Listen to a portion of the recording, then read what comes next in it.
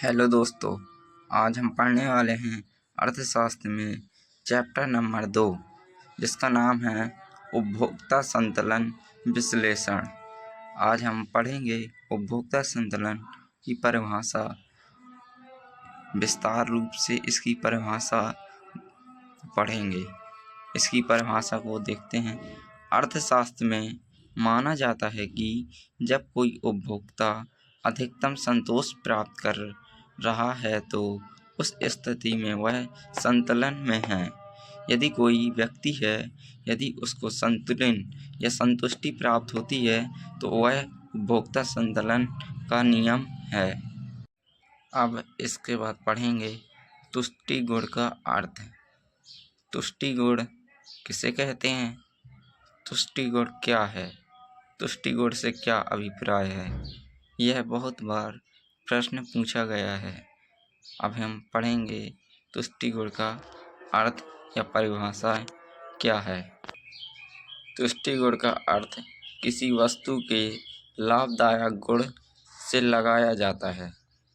तुष्टि गुण का अर्थ किसी वस्तु के लाभदायक गुण से लगाया जाता है।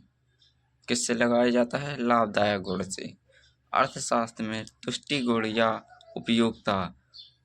तुष्टि गुण का दूसरा नाम क्या है? उपयोगिता। किसी भी वस्तु का गुण या शक्ति होती है। किसी वस्तु का गुण या शक्ति होती है जिससे मनुष्य की किसी न किसी इच्छा की पूर्ति होती है। किसकी इच्छा पूर्ति होती है? जिससे मनुष्य की किसी न किसी इच्छा की पूर्ति होती है। इच्छा की पूर्ति होती है, उसे तुष्टि गुण कहते हैं। अभी हमने पढ़ा तुष्टि गुण का अर्थ क्या होता है। अब हम पढ़ने वाले हैं अनिधिमान या तटस्थ वक्र क्या है। अनिधिमान वक्र का दूसरा नाम तटस्थ वक्र है। इसकी परिभाषा पढ़ने वाले हैं हम। तटस्थ वक्र दो वस्तुओं के उन सभी संयोजनों को प्रकट करता है जो कि उपभोक्ता को एक समान संतुष्टि प्रदान करते हैं। अन्य शब्दों में, एक अनिधिमान वक्र उन सभी बिंदुओं का प्रतिनिधित्व करता है जिनके प्रति उपभोक्ता तटस्थ है।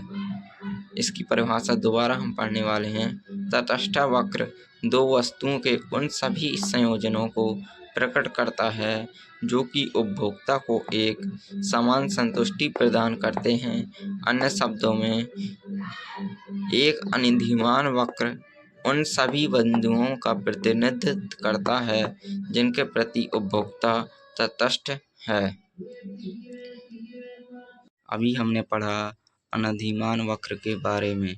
अब हम पढ़ने वाले हैं सीमांत तुष्टि गुण के बारे में। सीमांत तुष्टि गुण की परिभाषा दीजिए, या सीमांत तुष्टि गुण से आप क्या समझते हैं?